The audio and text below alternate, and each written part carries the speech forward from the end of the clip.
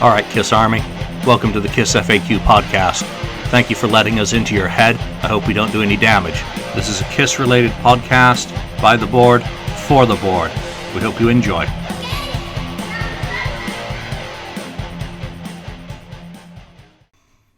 Welcome to episode 42 of the KissFAQ podcast. I'm going solo today. Everyone else has been fired or quit, but I am joined by a special guest, and it is James Campion, author of the new Kiss book, Shout It Out Loud, The Story of Kiss's Destroyer and the Making of an American Icon, which is published now, I believe. Is that correct, James? It is. It's out right now. It came out last week, in fact, October, I want to say 13th. So copies are out there shipping. I've just received mine, and you know what? I could not put the book down once I picked it up. But before we talk about the book, let's talk a bit about you. You're not a new author. You've got plenty of writings out there. I've actually got a link to a 2006 Aquarian interview with Paul Stanley, which back then was one I really enjoyed. But tell everyone out there who's thinking about picking up this book a little bit about yourself as a writer. Sure. My first published book was in 1996. It's called Deep Tank Jersey, and it's about the New Jersey club scene. I always thought it would be great to write a book about musicians that didn't make it big, that punch the clock like we all do. Instead of 9 a.m. or something, they punch it at 10 p.m. and work all night. So I traveled with a band called Dog Voices for that book, and that was a lot of fun. That was my first book, and it got me a lot of writing. I was hired by the Aquarian Weekly, which is the longest-running independent weekly in the country that deals with music and pop culture. And recently, in the last couple of years, it was inducted into the Rock and Roll Hall of Fame archives. So that was a great thrill to be in there with everybody else. And like I said, I've done a lot of cover material and interviews and features on rock stars and musicians, people from all walks of pop culture, films and art. So it's been a lot of fun. And through my work, I eventually ended up in 2011 writing an article for the Huffington Post called "Why the Blank Isn't Kiss in the Rock and Roll Hall of Fame." I had no idea they weren't in the Rock and Roll Hall of Fame. I didn't even know Alice Cooper wasn't in there either, which is a complete crime. That's both of them. But the key aspect of it is that I really wanted to make the point that I was shocked. I didn't even know. And then I got such a flood of emails and calls and responses to it. I realized there was this huge outpouring of love and respect and real admiration. The true Kiss people came out. So I said, this is an interesting subject. I'd like to write about it. And ever since I was a kid, Kiss Destroyer always stayed right here, right in my head as one of the great underrated pieces of rock music. So I decided if I was going to write about Kiss, I'd want to write about that. So that was my journey. Yeah, and that's interesting that, you mentioned for the Huffington Post, Alice Cooper wasn't in the Hall of Fame. Kiss isn't in the Hall of Fame. It's almost crimes against humanity from a pop culture point of view for both what of those bands were doing in the early 70s, Alice first, and then obviously Kiss a little bit later. Sure. When did you decide that it was going to be Destroyer? I mean, when did you set out, number one, to say, I want to write the book on Destroyer, because this book is the book? Thanks. I really appreciate that. And coming from you, and I want to say on the record, we talked before we went on the air, your work, your Herculean work that you've done, compiling all this great minutia in the Kiss pantheon, whether it's your album focuses or all the solo stuff. You got that new book out. It was really a great source of inspiration for me. But so to hear that from you is a great. Well, thank you. I appreciate that. No, I mean it. I decided to do Kiss Destroy. I don't know if you heard of the series by Continuum Publishing out in London called 33 1/3. Yes, I've seen a bunch of those books out. Yeah, and I've read quite a few myself, and they're very well done. They're short, basically glorified essays. And the basic idea is to write about an album and why it's important. And some of them are the great ones, Exile on Main Street, Sgt. Pepper's, the stuff you see all the time. And some of them are the lesser kinds. And I saw one on Hotter Than Hell, AC/DC, a band that, by the way, opened up for Kiss and was in the Rock and Roll Hall of Fame before them. But so I said, I'd like to do one. So I pitched the Destroyer idea to them, and they loved it. But as I started to research it, as I started to talk to the people behind the scenes, I realized this is a bigger idea than just a glorified essay. And I started to pick up all these old magazines that I had read as a kid, but I had lost, and start doing the research and made some phone calls and got in touch with people who worked on the record. And it became a bigger project. So I was very lucky to find Backbeat Books, which is a subsidiary of Hal Leonard, one of the biggest music publishers in the world. And they really established me to get this book done. They came in towards the end, but Destroyer was, to answer your question, Destroyer was always there. If I was going to write a book about Kiss, I was always intrigued by Destroyer. It really captured me when I first heard it at 13 years old. It's always been the book I bring up in arguments. Look, what's great albums of the 70s? Fleetwood Mac and Eagles. And I'm wait, what about Destroyer? So I thought maybe if somebody could just finally write an intellectual treatise about one Kiss record, just concentrate that and talk about how important Kiss was to so many of us and how undervalued they are among critics, that I might have myself a story on my hands. And I really did. It was a lot of fun. Did you have any fears, really, of approaching Destroyer? Because if you compare it with the albums that preceded it, that it's a paradigm shift for the band, that they're going from basically just recording rock and roll and trying to get it down on tape, and we hear the euphemism of we're just trying to capture our live sound on record unsuccessfully, into basically, when we look at all the other successful bands throughout history, whether it's the Beatles and Sgt. Pepper's, Beach Boys, Pet Sounds, Exile on Main Street for the Stones, and Pink Floyd, I guess you could pick any one of a number of albums being their seminal or their defining album. Did you worry that approaching this album kind of takes away from where the band starts out? And it's a clean slate for them in 1976 because it's such a step up from where they were kind of working from musically and creatively. Yes, I was worried, and I'll tell you why. Which is, I'm going to say again, getting your approbation, having you read the book completely unsolicited. I know we sent you a copy, but and I told them, Julian needs to get a copy of this. I crossed my fingers because I know that Kiss fans are very protective and they're extremely, very keyed in on certain aspects and certain periods of the band. And I know one thing for sure.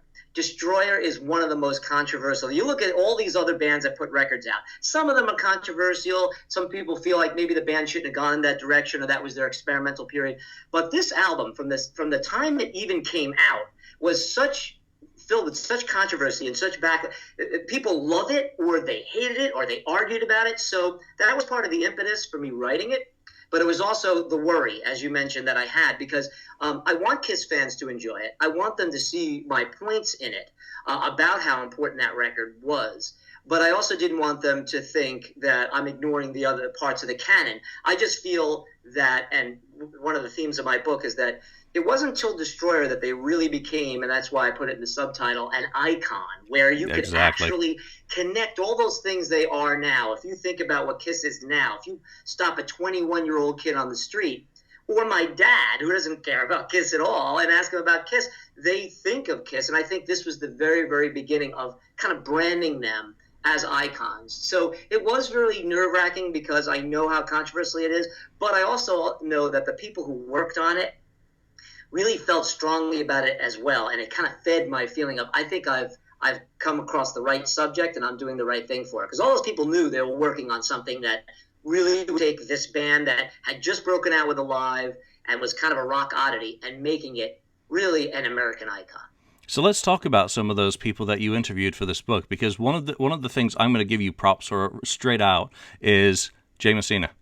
Those interview segments that and quotes from him are absolutely fantastic. Not only do they dig into the technical side, which a lot of fans are going to love, some others, not so much, because obviously the technical side, they're more interested in the end result than, the process of cooking and the ingredients that go into it. But that was absolutely fantastic. Who was kind of the first person you approached as an interview, and what was you must have had a list at the beginning of, everyone that you wanted to try and hit for this book to talk about their experience and their memories. What kind of order did you go in, and who was the first one that you managed to, talk with?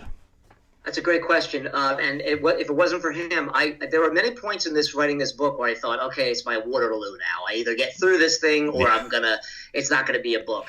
The first person was Corky Stasiak, the assistant engineer, Robert Corky Stasiak, who, when I got to talk to him, his career is amazing, going all the way back to working Oh, with John Lennon and totally Born to insane. Run. It's crazy what these guys in the record plant. I do a whole chapter on the record plant, which was fascinating in itself. I met a lot of those guys, and they all want me to write a book about the record plant. But Corky lived. Got found his number, strangely enough, in the Yellow Pages, old fashioned, and I called it. It was a 516 number. It's in Long Island. He answered the phone, but he answered it in Puerto Rico. He has a place in Puerto Rico where he goes out and spends his winters. And interestingly enough, he ended up using the money when he recorded John Lennon's Walls and Bridges. He had the lyric sheets to a couple of the songs, and John said, "Keep these. I'm not going to need them." Wow. Put them away in plastic and kept that money and actually bought a house in Puerto Rico on those, which is a fantastic story in itself. So he answered the phone, and right away he started talking. Destroyer? Oh, what a great... And he just went right into it. Yep. So I said, you got to let me get a tape recorder. We have to set up a time. And he said, fine. So once I got Corky's ear and we started doing these interviews, and he gave me so much time, he introduced me to Jay Messina. And Jay was actually the first person I interviewed proper. Because, like I said, Corky was giving me all this stuff, and I said, I need time to prepare an interview. So he gave me Jay's number. Jay called me right back. He lives in Manhattan, still works doing engineer work and producing. And as you said, just so upfront, completely honest, and excited about what they did. And I didn't want this book to be the making, as you said, the making of it, watching. Nobody wants to see them make the sausages, as they joke. But I did. When I started listening to these guys, I realized this is why the sonic imagery and the power and the lasting oral feelings that you get from listening to Destroyer, it's not anachronistic. It doesn't stay in the 70s. It's classic 70s rock, no doubt about it. But it still holds up today, and a lot of those songs do.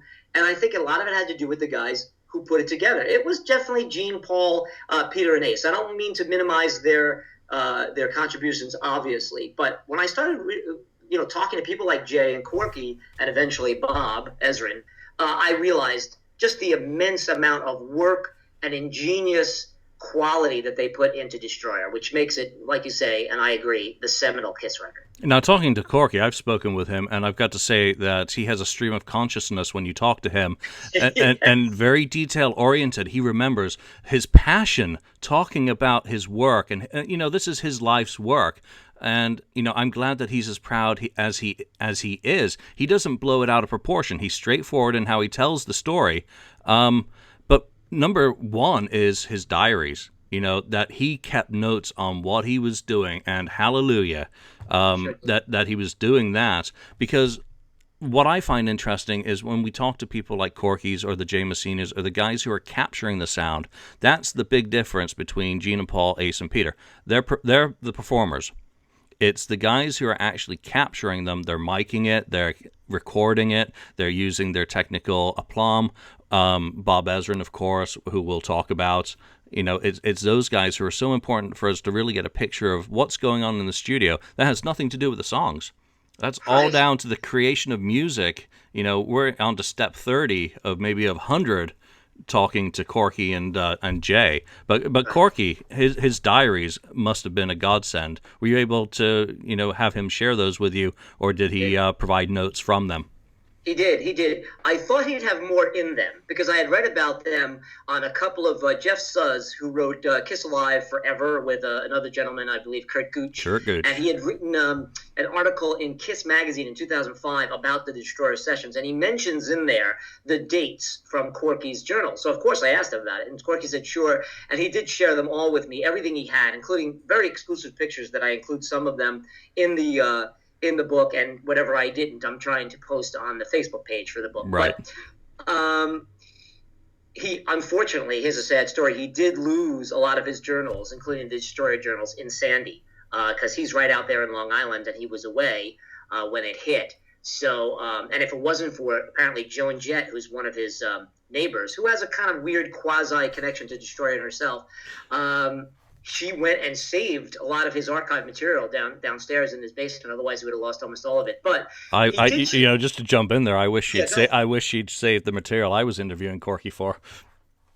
Yeah, because when I spoke with Corky for another project, which I can't talk about yet, that stuff was gone, which is a shame. So I'm certainly glad that we have the Destroyer stuff and the other things that Kurt and Jeff have put out over the years. A real lifesaver, that stuff.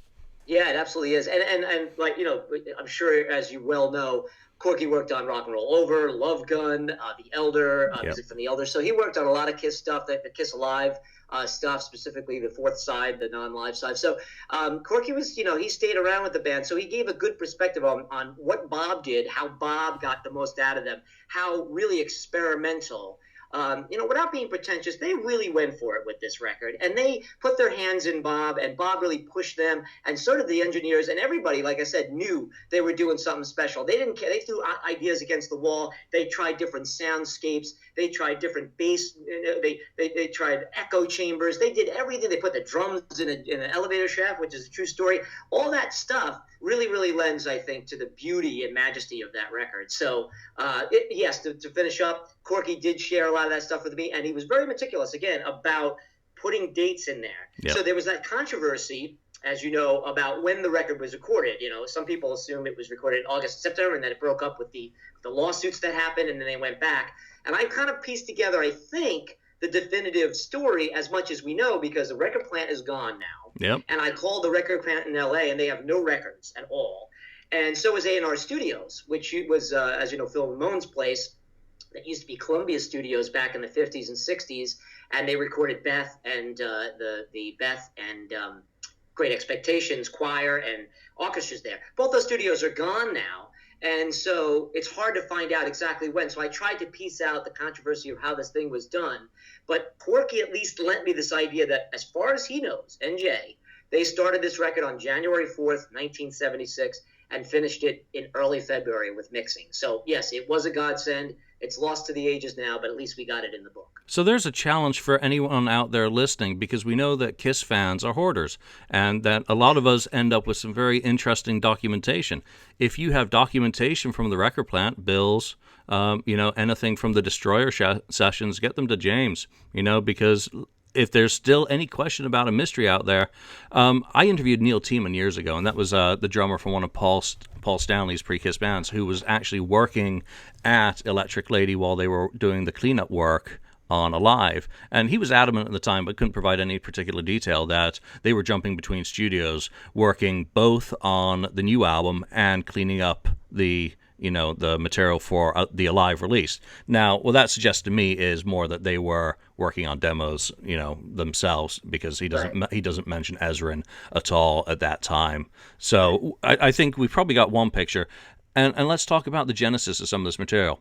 August 75, we know they go into Magna Graphics, and they cut all those demos, and Gene probably had a bucket full of his own stuff from other sessions anyway, going back to probably January or earlier. When I was listening to some of that stuff while reading the book, you listen to Detroit Rock City. Completely different, Paul's demo of that. And everyone's heard God of Thunder because it's on the Kiss box set. So two stunningly different things. How do you think would the album have actually even made it without Bob Ezrin to take that material and to craft and hone it and refine it and sprinkle pixie juice all over it to make it fantastic?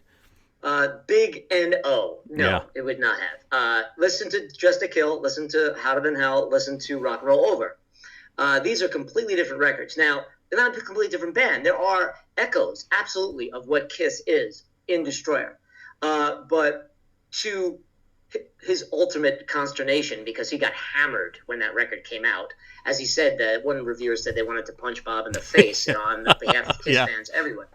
Bob actually went in hiding. That Bill Aucoin had to send him this long letter that he shared with me about how we have to let you go, because he was going to produce Kiss. He was going to be their producer the way he worked with Alice Cooper, because the Alice Cooper band had splintered, and he worked on Welcome to My Nightmare, which I cover in the book the year before, which gave him a lot of impetus, especially with Only Women Bleed, into his work with Beth. But so Bob was ready to be the Kiss producer, and Kiss handed themselves over body and soul to him. The boot camp, everything that goes along with it. A lot of that stuff has been out there in the ether, but I kind of compile it all into the book and get new information. But Bob was so cinematic. That word keeps coming back. Corky talks about it. That's a Corky word, cinematic. Cinematic. As Corky says, there are certain guys that can make music smile. Or as the great George Martin, who produced the Beatles, who, Alice Cooper says, that's George Martin was, Bob was our George Martin. There's certain people who can make music wink. Yeah. And Bob had that. And when I was a kid, that's another reason that brought me to Destroyer, quite frankly. And I wanted to tell a good story about Bob because it's never been told. And I've been bugging him now for a year to write his memoir. And people keep trying, but he keeps telling me, not now, not yet. I'm still living my life, which he is. He's still working to this day. But Bob, his work with Lou Reed in Berlin, later with The Wall, obviously all the great Alice Cooper stuff. And this record, I was always amazed and intrigued by his work. So he did take songs that were really great, like Detroit Rock City. There is a germ of a really great rock and roll song there, but he gave it a pathos. He gave it sort of an aria feel, that whole middle section that he hummed to the band to get them to play it. And Taking God of Thunder, which is really just a quick, fast song that Paul did based on Bob's suggestions. Give me a theme song. So he figured, I'm the God of thunder, the God of love, the God of sex, And then Bob, for some reason, heard something in there. Maybe we'll make love till we bleed. That's a line in there that's kind of strange. But that he started seeing darker themes in there, slowed it down, which Paul mentions in the book. This is great. He's slowing it down. And then he gave it to Gene, which shocked Paul and upset him at first. But to Paul's credit, and everybody in the band, again, all for one, one for all. Bob said, listen, this is the way we're going to do it. Believe me, this is the right thing. And, of course, God of Thunder is arguably Gene's signature song, and one of the first times, if not the first time, that he used that growl that he ended up using later in his career. So, I mean, he wasn't afraid to do anything with the band, but what I think is most striking is the band's willingness to just hand themselves over and say, we put ourselves in your hands, put us through this boot camp. And I think of Peter Criss primarily, that cannot have been much fun to an untrained musician, an unschooled guy who wouldn't have understood 7/8 time or any of the measures that Bob's asking for to really put him in these shoes to a certain extent. So for me, on the performance side, Peter Criss is the MVP of the album. What would you kind of comment on the band? Who stands out as being most important to the success of Destroyer?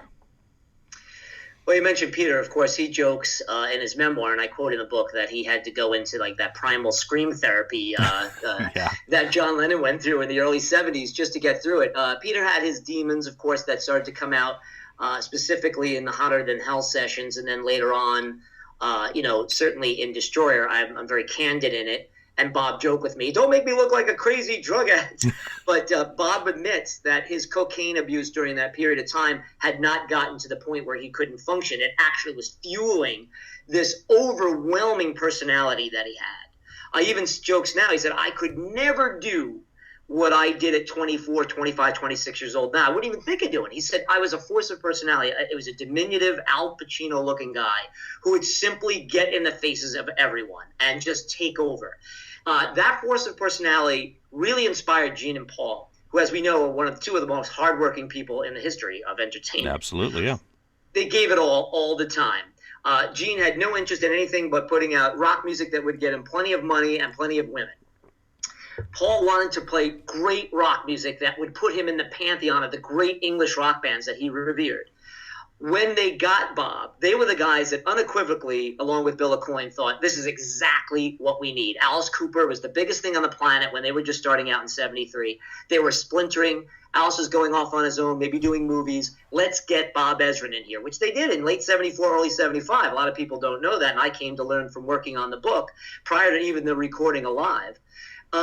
Ace, on the other hand, was even further along in his addictions, specifically alcohol, but he discovered cocaine through Bob Ezrin in that record, and it did not help him. It did fuel Bob in his production, and it did allow, and Ace and Peter are right, Gene and Paul looked away at the amount of drugs that were being used, but because it wasn't affecting. I mean, Paul is very clear in his memoir. Bob was doing a lot of cocaine, but he was really, really pushing the band, really coming up with great ideas. It wasn't really affecting him. Bob admits later on, by the time they did The Elder, he was a full-fledged addict. But at this time, he was not. It was part of the 70s. Everybody was kind of doing it, except for Gene and Paul. But with Ace, it was a little much. So Ace, and according to Bob, it wasn't even so much the drugs. or the fact that Ace was screwing around doing poker games, which is sort of an apocryphal tale.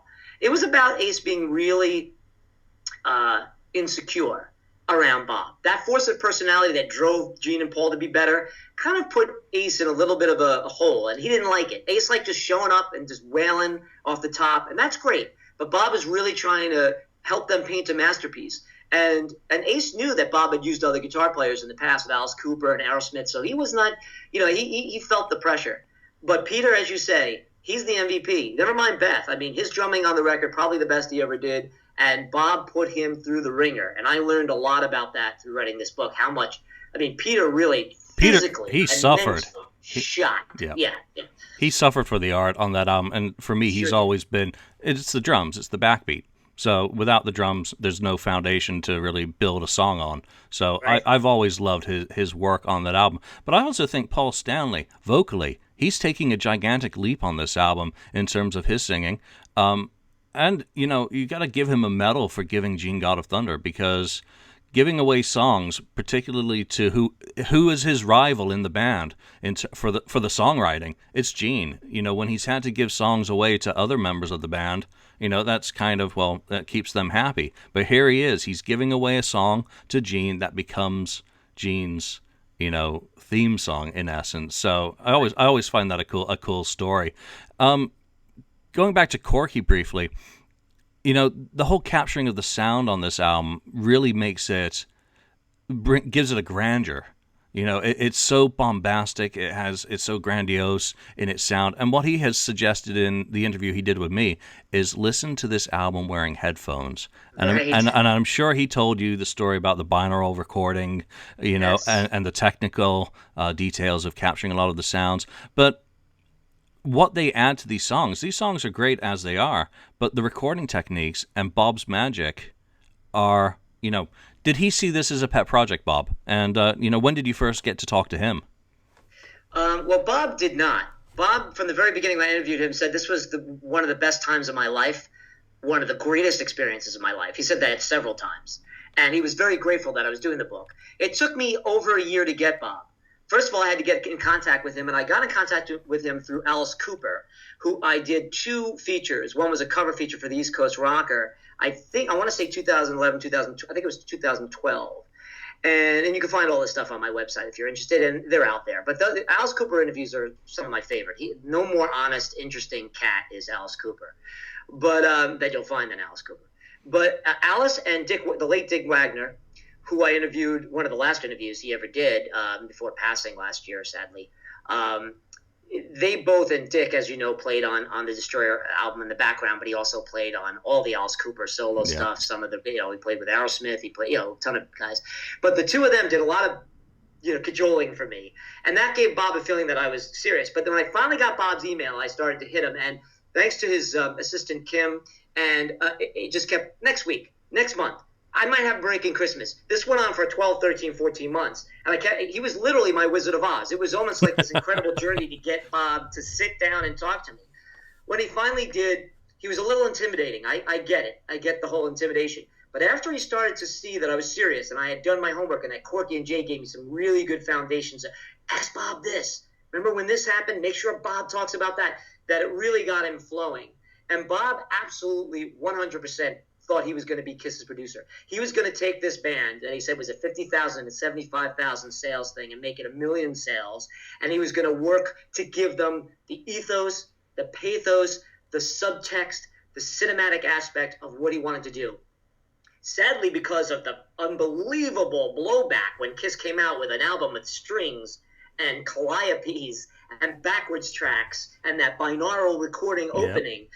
Someone just recently wrote me, hey, I read your book, or I'm reading your book, and I never listened to Kiss Destroyer. I put it on. I'm like, what the hell's going on? Where's the music? So you can only imagine what people thought of back then. And so Bob really wanted to work with these guys. He loved them. He said that he felt that Paul and Gene, as you know in the book, he told me they were like cousins. They came from Jewish families that really adhered to learning piano at a young age, understanding art, to really put forth your best effort. And he felt like he really connected with them culturally and socially and creatively. So I think, and I know, Bob was really hurt and extremely blindsided when he was told, you got to go, this is killing us. And then Kiss ran back to Eddie Kramer to do Rock and Roll Over by the end of 76. But to this day, they all agree it probably was a big mistake. But Bob thought he was going to be their producer. He put his heart and soul in this, and I think you're right. If you listen to this record and $1 Billion Babies and The Wall, yes, those are three of his huge sounding, big drums in your face. You feel like you're at a concert hall albums. I think he nailed it with Kiss Destroyer, though. I think it's, even though The Wall is brilliant, don't get me wrong, I'm not comparing the genres. And obviously I love Alice Cooper. I don't know, for me, Destroyer is almost like his Great Gatsby.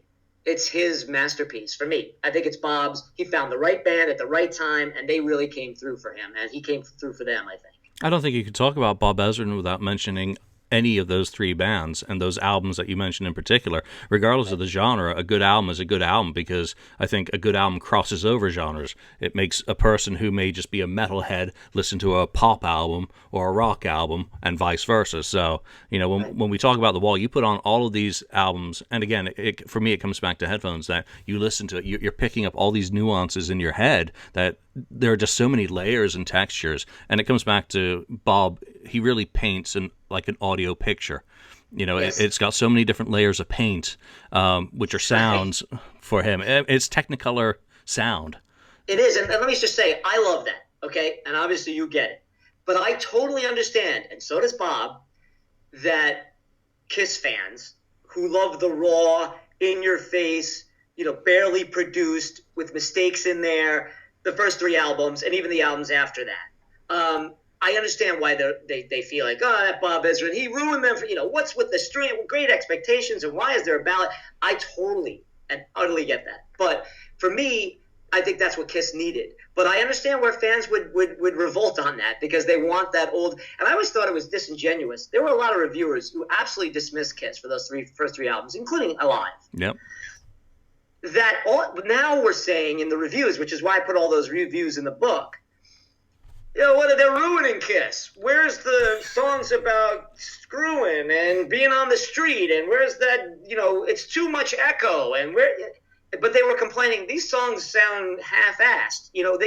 The same people were complaining that the songs were not fully realized, or the band didn't really connect to their image, were now, when Destroyer came out, saying, hey, what happened to that Kiss we love? You didn't love them. It's crazy. But I get why the fans, though, might have been taken aback by this. And that's why it stands out. You either love this or you don't. There are a lot of people who love Destroyer and don't love any other Kiss album. I tend to like parts of other Kiss albums. I think this is the best one. I think it's their seminal album. I think it came at a time when they absolutely were on the cusp of greatness. They ended up achieving that monetarily, creatively. But I understand why people were taken aback and later on just said, I dismissed that record because it loses a lot of that raw New York, ballsy sound that Kiss had. I disagree with that, but I kind of get where they might come to that conclusion. Yeah, it transforms the band from that black leather image, of Alive and the three preceding albums. I mean, think of what Dressed to Kill could have been if Neil Bogart had put some of his pop, pretensions into the songwriting side of things, instead of just the sound of how he captured the band with the, he worked with the band to capture that sound. They co-produced to a certain extent. Now you have Bob taking a more hands-on approach in refining that material and capturing it. So, it could easily have happened. But I'm always amused by the Jack Douglas freak out. Can you remix this? Can you save it? And now that we know the way that Bob mixes albums, there is no unmixing, is there? Because everything is tracked down on tape. Yeah, with Sean Delaney and the guys who worked on the Platinum album understood. When they went in to get the tapes, they wanted to get rid of all that crazy stuff because the songs jump off the needle. For those of you who remember records. They jump out at you, the bass sound, everything, the enormity of the drums, as compared to, say, something that was on Dressed to Kill or anything else. And they couldn't. But you're right. I mean, Jay said there was no taking it off. And Bob said when he went in 2011 for the 2012 Resurrected mix or remaster, that he really didn't have to do much, that it was all there on tape, and he actually was impressed, almost like he was listening to someone else's record. So that was kind of neat. Do you think, just this is a complete aside, do you think there was any point to Destroyer Resurrected? No, I don't. I will say this, though. I was excited because I was working on the book at the time, and I was excited that I just kind of started that they were going to. I started reading online. I guess they were all, erroneous reports about having like a 2-disc box set with booklet and pictures. A lot of the pictures that I included in my book, and that are out there now in places that Corky had or other people had in the back. I thought they were really gonna do a tribute to this album. I felt was way underrated, not only in the Kiss canon, but in the history of rock music. Even though I seem to see it in all these lists, though. All the lists that you see, Kiss Destroyer is the only, Kiss studio album that kind of makes the cut. Alive's always in there. But I felt that it was underrated. So I felt it was good that he went back and revisited it. But I got nothing out of that. I thought that the bass lines, though, were a lot punchier. Mm-hmm. And that helped me to deconstruct it because I realized how really great Gene played on this record. I know Paul has told me when I did the cover story for Live to Win in 2005, 2006, whenever that was, that Paul kind of carried the band through the 80s, the non-makeup time, and he felt that Gene kind of was mailing it in. But and he's kind of dismissive sometimes of Gene's talents in his memoir. But I'll tell you, man, his bass playing on that record is fantastic. And Bob even said he came up with, I know that Bob came up with the Freddie's Dead bass line, that's the answer in Detroit Rock City, but a lot of that stuff on Sweet Pain, Shout It Out Loud was a very funky Motown type number. Really the great backbeat with the bass drum and the floor tom on Do You Love Me. Yeah. Gene is playing his ass off on that record, and I think that the Resurrected gave him more props. You could hear those bass lines more. Other than that, I guess no. And it's those little elements that come through in the Resurrected. I honestly have not listened to it since it came out. I listened to it a few times. I was like, oh, wow, you can hear a little bit more piano here. You can hear a little bit more of Dick Wagner's acoustic guitar, particularly on Beth, and on some of the songs it's a little bit more pronounced. So you have a better idea of where Dick was, because when I interviewed Dick, he couldn't remember if it was 3 songs or 4 songs. And I had always thought that when he said he played guitar on Beth, I'm like, what are you talking about? I don't hear it. I wasn't able to hear it on the original recording, so I was always thinking that Phantom of the Park, that must be Dick Wagner. It isn't, we know that now. But I asked him that too. I thought that was him too. Yeah. No, that's just we don't know who it is, who recorded that in June 78. So let's get into the release of the album. It's released. It goes up to 11 on the charts, which for Kiss was a very good, kind of result for a new studio album after I guess they've had their panic attack and it's coming out no matter what. Is that number 11 the strength of the album, or is that just the residual effect of Alive, do you think? I'll demur, even though I obviously spent 3 years of my life and wrote 300 plus pages on Destroyer. I have to be fair. I think that people couldn't wait who had gotten Alive for the next Kiss album. A lot of those people, as we've already documented, were disappointed or shocked or turned off or didn't know what to make of it. A lot of people built on it. I think Alive went to 7 on the charts, so it's still the highest charting Kiss album, but the highest charting Kiss studio album, I think, is still Destroyer at 11. I could be wrong, but I'm fairly sure. I know that Beth is the highest charting Kiss single ever, which that story is fantastic. I dedicated an entire chapter to that. Scott Shannon's story about promotions and getting the B-side to the A-side, getting this ballad on AM radio, and when the album had tanked. And this answers your question best, right? The album comes out in March. Shout It Out Loud doesn't really do much. It's okay, but that's the first single. Then they try, I think, Flaming Youth and Detroit Rock City, and none of them really do much. Those bomb completely. Yeah, so, and then, not that Kiss was a singles band, but it helps. And Rock and Roll All Night as a single, again, made it into, I think, into the top 20 or top 25. I don't have my notes in front of me, but I'm fairly sure that the week that Ace got married, May 11th, 1976, was its height. I think 11 and then 14, and then it starts to dive exponentially down for weeks. And the band, again, starts their panic. And this is when Scott Shannon gets to work and gets Beth out there. And unprecedentedly, I don't know if there is a precedent for this. The album is practically out of the charts, and up it goes. It doesn't quite get to 11, but it gets it back close to the top 20 by September. So much so that Kiss already ran to do Rock and Roll Over with Eddie Kramer, put it out. But when they did the Paul Lynde special, they did all the songs from Destroyer. They did Dress to Kill. This is October of 76. Dress to Kill, King of Nighttime World, and Beth, of course. So Destroyer has a weird story as far as its post. I call it the aftermath, because there's this panic. There's this. The album does great anyway. Okay, they're cool. They go out on the Spirit of 76 tour throughout the summer. It's a huge pop culture thing. It's written about all over the place. Their biggest staging they ever had, sort of the origin of what their staging is now. And then it dives. And then here comes Beth. Who the heck thought? And then it drives the album back up the charts again. So it's a fascinating story, it really is. But I think it was Alive that gave it that first boost. Until Beth takes over, because obviously I've got the chart right up in front of me, and it's, August the 21st, it drops off the charts, comes back on. Completely off, right? Oh, yes, yeah, okay. It comes back on, October the 2nd, in the 130s, and then it just hovers a little bit. It goes back up in the top 40s, so that's obviously the strength. But, for a song like Beth to save an album is just an amazing story. And that's, I don't want to give away that too much about that Scott Shannon story, because that's one of the best chapters in the book, where you really get to understand, and it's a great one to read from him as well, as long as some of the other stuff he touches on. It paints a great picture of an album being saved in such an interesting way. So for everyone out there listening to this, when you do read that, that's one. Pay attention to that chapter, because it's a great, it's a feel-good story, really. You're cheering for the band, 40 years on, you still want them to succeed, and now you get to hear about how they kind of did it. Right. I just want to say real quick, you had mentioned in an earlier email when we were setting this up how you liked the boot camp and the White Tie and Tails chapters. Yeah, I'm wondering if you could. I mean, this is a thrill for me to talk to you about it, get some feedback. Why do those things stand out to you? I mean, they're the huge parts of how this album was made, so you certainly nailed it as far as the theme. But I'm just curious what questions you might have had, or what thoughts you might have had about those chapters. Boot camp just sums up for me what Destroyer is about. It was taking four guys who aren't the greatest musicians in the world. They're solid enough, they can all play. We know Gene can play bass, and Destroyer proves that it can be a great bass player given the impetus to do so.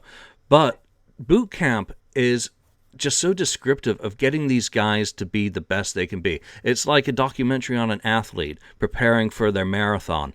It's everything that's positive about the band, and there's so much negative that circulates when you talk about Kiss. There are people who poo-poo them. Oh, they're the guys who just wear the makeup. Or there's even the fans who don't really respect them. Boot Camp is a chapter that really gets you celebrating the effort that they were making as a band with Bob, and Bob being the circus director to some extent. So, anything like that just makes me smile. I'm sitting there reading the book, and I'm just enjoying it. Is there... I guess a ton of new information in there. No, it's how you write it that makes it so engaging. And you really communicate it well in that chapter. In particular, for me, it just resonates. It's like, I feel like a cheerleader for Kiss. When I wasn't even living in America or listening to Kiss in 1976, it's like you're just rooting for them. Here is how they did it. So, that's a great one. And Black Ties and Tails, going into the orchestra, and the orchestration with, who was it, H.A. McMillan, and the American Symphony Orchestra for this one, or am I thinking older? Just the backstory on that, you really get a good feel for the creative process that Bob was going through and capturing it. And you've got some information in there. When I walk away from any Kiss book and I can say I learned something new, then for me that's a winner. And I learned something new in your book, and I'm not giving it away. I'm going to let the other Kiss fans, see if they find these nuggets, because in these hills there is gold.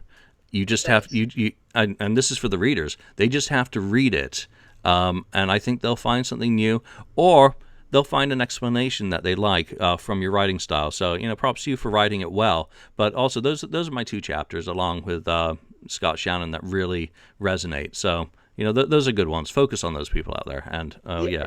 Thank you. Well said. I was going to say that Alan McMillan, who was a mentor to Bob, and Bob got me him. Obviously, he lives up in Toronto, and he's in his I think he's in his late 80s now, early 90s. But sharp as a tack, remembered a lot of that stuff. Gave me a really good insight on how a producer works with an arranger, and how they work out strings. And I not only learned about what they did for Beth and Great Expectations, but how they work on. You could picture anybody working on any kind of string arrangements or arrangements for not only rock, but any kind of music soundtrack or movie soundtrack. So I learned myself, but I would say that most of the stuff that I stumbled upon was really given to me, sort of like, hey, this has never been, somebody needs to know this. And that's kind of why I did it. I really felt, and I still feel, that Kiss is given such a short shrift as far as their impact on the culture and what they did. And if you're gonna try to do that, you write it about Destroyer, because that's when they kind of pull out all the stops, as you said, and really busted it to create something great and new and interesting. So I just feel like they needed to be given their due. And hearing from these real, true, great professionals about how much they love these songs and they wanted to make them better really proved it to me. So that's where, me as the author, as a person diving in with the labor of love, I learned as well. So yeah, I think Kiss fans will get some stuff out of this. I mean, some of the stuff has been told before, as you say, and I appreciate your compliments about my style or the writing, but I think it's really great to see it all in one package, if I may say. It's the kind of book I would want to read. And like, somebody should write a book about Destroyer. Well, then write it yourself, idiot. So I did. So that was kind of my motivation originally. And again, I can't say enough that you feel this way about it, because that's what it's about, man. Me and you chatting about this right now, that's what it's about. All the hours, and you write. Yeah. You know how many hours of this, it's not like being in a band where you get the clapping or a movie premiere where people go, hey, nice job. This is the times where you really get some feedback, where people who really care, who know what the hell they're talking about, tell you, you know what, nice job. So it's a great thrill for me just to talk to you about this stuff. Is there anyone that you would have liked to interview yourself for the book that you did not get? I'm not talking about the band members directly. Well, I did try. I did try to get everybody. Kiss and Paul and Gene. Paul, I've gotten to know some of his management since the piece I wrote.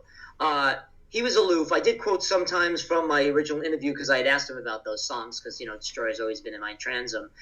Gene is just completely unapproachable unless he's getting paid or it's official. I hate to say, but that's what it was. It's just hard to get through to those guys. It was hard enough. Hal Leonard helped me get all the lyrics. I would whack back and forth with the Kiss people on that. Ace and Peter, to their discussion, and Ace is working on one now. I know a lot of people in the inner circle for Ace. Eddie Trunk tried to help me. Eddie contributed to the book, a quote.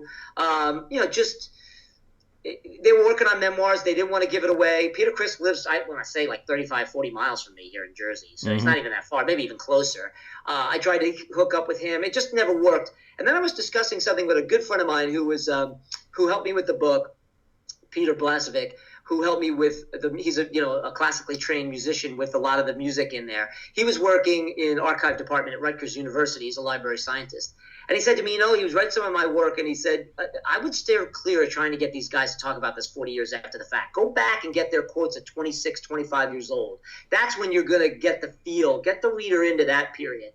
So that kind of alleviated some of my pressure of having to get quotes from the guys in Kiss. Anybody, I would have loved to interview, obviously, the deceased. Bill Aucoin's comments would have been nice in retrospect. Certainly Neil Bogart. I know Larry Harris told me they're making a movie about Neil Bogart with Justin Timberlake playing him. I think Spike Lee's going to direct it. I found that out during the making of the book, so hopefully that comes out. I would have loved to talk to Stan Penridge, and I want to thank you, Julian, for that interview in your other side of the coin, because that's the only thing I've ever seen that Stan talks about Beck and writing it. And without that, I wouldn't have had a quote from Stan. But it would have been nice to talk to Stan. So really the people who passed away, I think, because it would have been nice to get their retrospective comments. Stan was awesome. And when you mentioned that interview that I did with him, it's just depressing. I was starting to build a relationship with Stan, and I had miles of questions for him. And these were just the first ones that we'd managed to go through. But, what a great story Beck is, and Beth on this album goes from Beck to Beth to history, People's Choice Award and Peter Criss's, defining moment. This is the time that Peter Criss saved a Kiss album. So it's really kind of ironic in that way. So anyone else that you would have missed, I guess, we miss them because they're no longer with us. I like the idea of going back and using original quotes from the guys from 76, 77, back before revisionism comes into the picture or the years cloud the memories. I think we get a better picture from quotes in that era, a more honest quote than you might necessarily get talking to any one of them now. And, the information is kind of out there, but gathering it together, obviously, I've done myself. You've done a great job of putting it together. What, if anything, would what was the key point of the book that you would have said, if I don't have this, I can't publish? Was there any one thing that was, a harbinger of doom hanging over you, that if I don't get this, I can't complete this work, no matter how much else has gone into it? I think I know where you're going with this one, but at least I'm going to guess. First of all, like I said, Bob was my Wizard of Oz. There would have been no book. I mean, notwithstanding the guys in Kiss, I think I got enough quotes in there, enough from the box set quotes and the books, and great work by Ken Sharp, who also helped me with this, and Jeff gave me some interviews and quotes that he had done. Bob was huge. And then once I started talking to him, I'm like, oh my God, was I ever right? I mean, he gave me so much back into it. His enthusiasm, his memories about the Calliope story alone, which is one of my favorite all-time stories, because I've always wondered about that. It's crazy, but once he explains it, like, oh yeah. And then talking to people who work with Bob, like Rod O'Brien, who had nothing to do really with Destroyer. Everybody worked with the record plant, and someone say, hey, you should talk to Rod. He was the guy that they chased around and handcuffed to a door, and then I found out it was somebody else. And then Corky said, that story's great. I love that one in the games chapter where they talk about all the stuff that was going on behind the scenes while they were making the record. But to answer that question truly and honestly, and I have a chapter at the end, the afterword, is finding the definitive name of the alleged youth that lost their life in allegedly Charlotte or somewhere in the South in 1974 that inspired Paul Stanley to write Detroit Rock City, which I can't imagine you being a Kiss fan or listening to that song, especially with the opening, with the radio pretending it, and then the end with the car crash, that you wouldn't want to know. I'm spending 3 years in all these pages. Got to find out. And I spent months talking to, turning over, I got in airplanes and turning over every rock. I think I have a ballpark idea of some of the names that it could be. And people came in at the 11th hour and said, no, it wasn't 75, it's 74. And then it wasn't this tour, it was that tour. To me, I've never gotten to the full bottom of it, an actual piece of material that says this is what happened, this is what Paul read when he was lounging the day after playing at Charlotte. And I'm so glad we're doing this, and I'm glad you brought it up, because I thought to myself, you know what? I end the book with a challenge. I know it's out there. There's been a lot of towns that say, this is the town where we know the kid. It's not Detroit. It's not Charlotte. It's this town. It's not North Carolina. It's Georgia. That if there's somebody out there that watches this, that hey, it was my cousin. I remember it was this guy. I have an article. It would be so great as a fan and somebody out there who is researching it, if you have an absolute, without a question, name and an article depending on. I mean, I talked to cops, 6 or 7 or 8 or 10. I can't even. I lost count. Newspapers.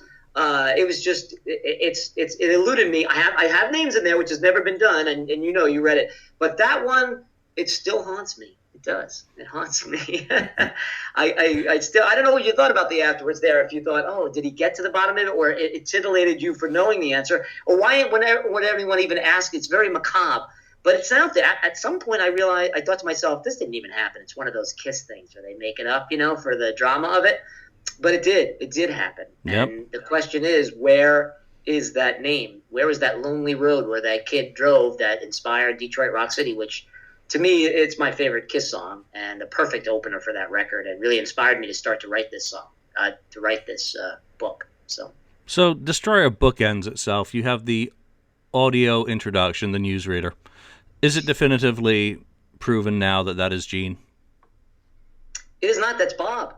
So it's not. Bob says, and it's funny because Scott Ian, who I quote in the book from Anthrax, he got to an argument with Gene. Told me it was him, and it does sound like Gene. They were already gone.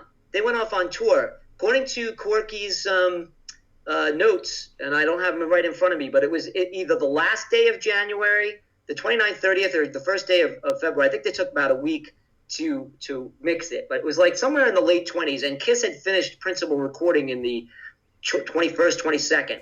They were gone, and they realized, holy crap, this record is like 28 minutes long. We need to do something. So it was sort of an afterthought. And I have a whole story about how Jay Messina came up with that idea of the crazy loop at the end, which is called Rock and Roll Demons, apparently. Thank you very much, Julian. He sent me that acetate. And that's why Jay Messina insisted I had the original copy, and it's on there. I said, no, it's not. And the opening bit with the binaural and Corky's car, his Toyota sitting out in front of the old Comedy Store, that whatever that was called there in New York City, which was right across the street on 45th or 44th from the record plant, where they actually did record somebody getting in a car and starting it. All that stuff was recorded with Kiss not even there. They hadn't even heard it until the final thing. So that's according to Bob Ezrin and quite a few witnesses, that's not Gene. So let's sum this up. What's your favorite part of the book? Most people will shy away from that and say, "Oh, I like it all." It's like my kids. But my favorite part was writing the dramatic narratives of each song. I got some positives and negatives from my editors on that. I remember Jeff Suzz, I showed him those, and he said, I don't know, maybe Kiss fans already know it, but I enjoyed doing it. It was the one piece of real creative writing that I did in the book, where the hardest thing in the world is to describe music. You could describe the making of music, and you could use the keys they're in and the chords they're playing and the style, and it's always fun to describe a band or an artist on stage doing their thing, which I love to do reviews for the Aquarian. But writing about music, like the song, describing the song, I had a lot of fun. I don't know what you thought about that ultimately, but I loved doing them. I'm going to have to admit to skipping over those because I just wanted the chapters. I went for the meat. I went for the meat, and when I go back for my second reading, then it's going to be the whole thing. So I promise you here, I will read those. But in order to get into this, I just wanted to totally read the nuts and bolts of this book. So I guess we're getting to the end of this. Is there anything that you'd like to add to people? Persuade them, because there are going to be some Kiss fans that say, I've read this all before. I've just had that with my book. I'm not going to learn anything new from it. What would you say to those Kiss fans who are on that side of the fence? What are they going to get out of your efforts? I don't know if it's mattered to Kiss fans, but it certainly mattered to me. And I don't think, in all due respect, there are great Kiss books about exactly what happened and the build up and showing how Nothing to Lose that Ken Sharp did with Paul and Gene last year really talks about how hard they worked and got everybody. It's a great oral biography. Certainly your work, as I've said before, just yeoman's effort in getting all the details in there. But I'm going to go out on a limb and say this book was written for Kiss fans who have to listen incessantly to people who like Pink Floyd, the Beatles, the Stones, all of which I love. But Kiss, you got right. You kid, rock and roll all night. But it's paint and the blowing up and they're selling everything and they've got cruises and they had dolls and lunch boxes. But I'll tell you, I wanted to make a book that gives Kiss fans that ammo. Never, I hope, again, will a Kiss fan have to listen that this band had no musical merit. That this band, now I know a lot of Kiss fans don't give a crap, but if they do, and they want to read something that will give them that great ammo, the next time somebody puts their band down and says that they don't have gravitas or merit, that this book will explain that. And I can't imagine being a Kiss fan, because I've been one, and I'll never forget, who could? What was it? Who was the gentleman from Rage Against the Machine that introduced them to the Rock and Roll Hall of Fame? No, Tom Morello? Yes. When Morello said, we've all been there. We got beaten up for being Kiss fans. We got ridiculed for our Kiss shirts. They're out there. And I hope that this book will be, if not the only one, but a start of an intellectual reimagining from a critique standpoint of what Kiss meant, how good they were as musicians, how the songs really did have merit, that it was a great combination from the Ken Kelly amazing painting, and I have a whole chapter about that, to all the people that worked behind it, to the beautiful string arrangements by McMillan and Ezrin, to the raw beauty of God of Thunder and Do You Love Me and Detroit Rock City that really add to the Kiss pantheon. I want the Kiss fans to have a place where they could say, hey, you don't think Kiss is any good? Boom, read that. And then come back and tell me it isn't. So, and I've gotten some great feedback from people who don't even like Kiss. I've had 3 or 4 people that have reviewed the book that said, Kiss, what the hell? And they read it and they're like, uh-oh, I think I've missed out on some stuff. So that's great. If it gets people back to the table discussing Kiss as a serious rock act of the 1970s instead of just some circus act, then I think I've done my job. So I'm hoping Kiss fans do get that out of it, enjoy it, learn something from it, and have some ammo for those people who say that they don't respect Kiss, because they should be respected. Absolutely. How important, though, do you think Glickman Marx is in this story at this point? Because they're coming into the band at this point, and this really marks the transition. I mean, I've talked about the transition from the leather, from the pre-Alive into the post-Alive, but we're becoming a brand now. It's kind of the foundation of the brand, the costuming, the nicknames. What had been a vampire, and the guys are actually discussing this on the FAQ message board this week about when the names really emerge of Spaceman, Lover, Star Child, and all that. Right. So how important do you think Glickman Marx is in this story? Because, obviously I haven't talked about all the people you've interviewed within this book, and we've left out Dennis Woloch. I haven't talked about Ken Kelly. I'm going to say, you want to know what's in the book, go read it, because those are great segments in themselves. But we really don't talk much about Glickman Marx. Right. Who were a huge ad agency that happened to be in the same building and in the same floor, and in many ways the same room as Bill Aucoin when he started his Direction Plus, and then later on Rocksteady and managed Kiss. They were there. Dennis Woloch, who designed Kiss Alive and did a fantastic job finding Ken Kelly. That story is my favorite story in the entire book. They were there from the beginning with the logo and the big logo hanging in lights above Kiss, which separated them from all bands, even when they were opening. Working on Gene spraying the kerosene out of his mouth to learn the fire breathing. All that happened, with those guys in the room. Finally, because of the money troubles that I talk about and how close Kiss was to the very end, really. Huge legal problems with Casablanca, not getting their royalties for the entire time they were with Casablanca. Casablanca dumping money they didn't have into the band to keep them on the road. Bill Aucoin using 5 or 6 different Amexes with different names to keep them alive.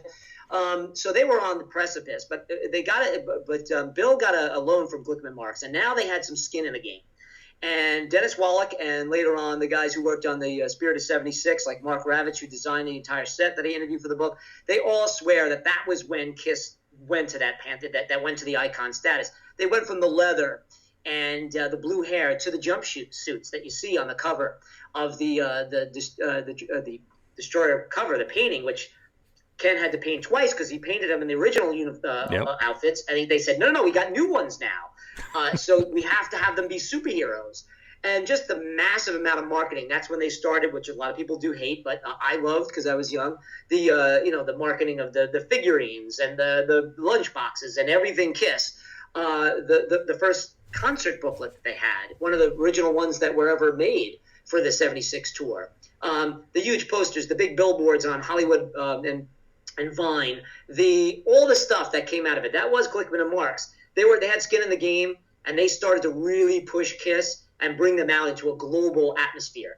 It didn't hurt that Beth was a huge AM crossover hit, and they were starting to hit a lot more women, a lot more people from different genres. It didn't hurt that Alive, that '76 tour was an extension of Alive and really blew the doors off everybody, and Kiss really embraced it. But yeah, Glickman and Marx was a big, big deal at that time. They hit the big time there as far as advertising, marketing, and really money behind them for the first time, where people weren't really literally borrowing, and begging to keep them alive on the road.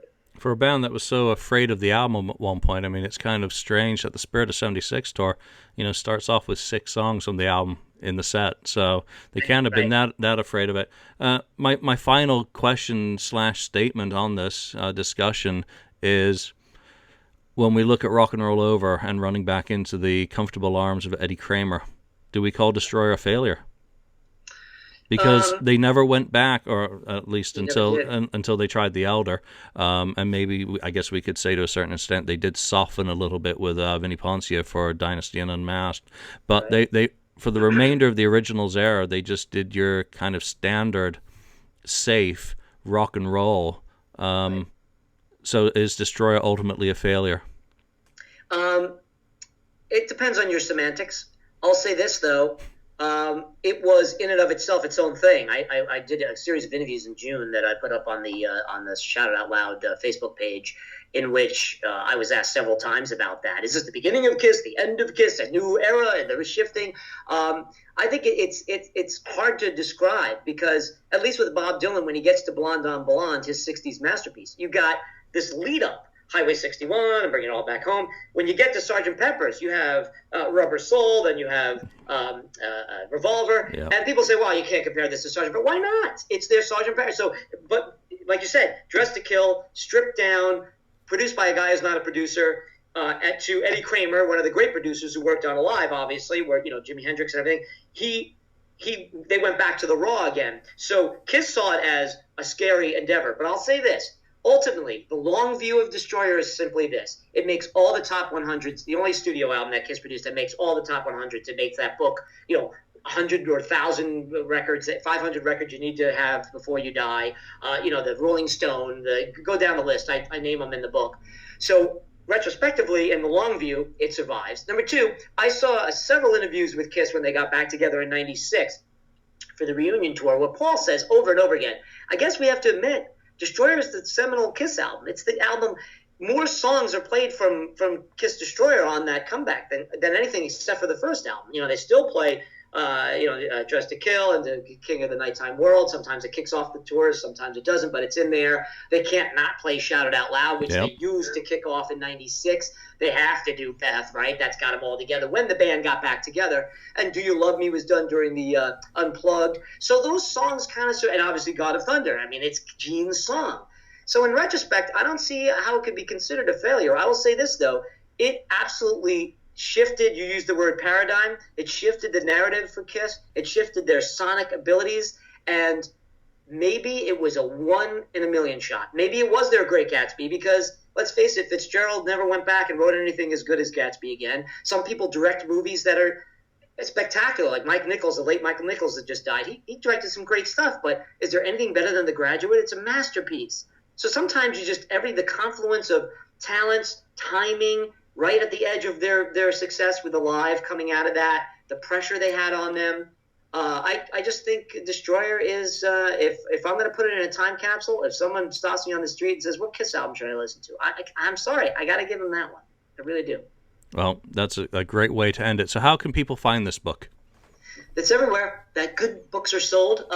If they don't have it in your local Barnes & Noble or whatever, I certainly always preach go to independent bookstores. I'm going to try to do a lot of book signings around Jersey and New York because I like to have people, flow into independents.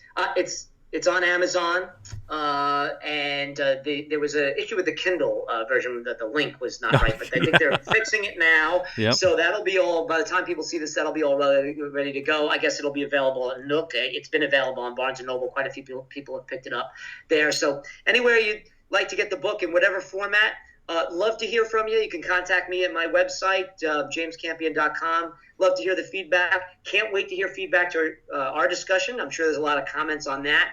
And anybody who reads it, I'm dying to start new discussions, to get people to look at the album differently, to look at that period differently, to realize how hard Kiss worked and all the people behind them. And I really do feel it was the thing that catapulted them, like I say in the subtitle, to an icon status. Absolutely. And there's no denying it. You look at a picture of the Eagles, who sold millions of more records than Kiss in the 70s. Put a picture of the Eagles up to your father or your grandfather or somebody who doesn't know anything about rock music, and then put a picture of Kiss. And they won't be able to tell who the hell that is on the left, but they'll definitely be able to tell you who that is on the right. And I think that started with Kiss Destroyer. So do you have any book signings set up right now?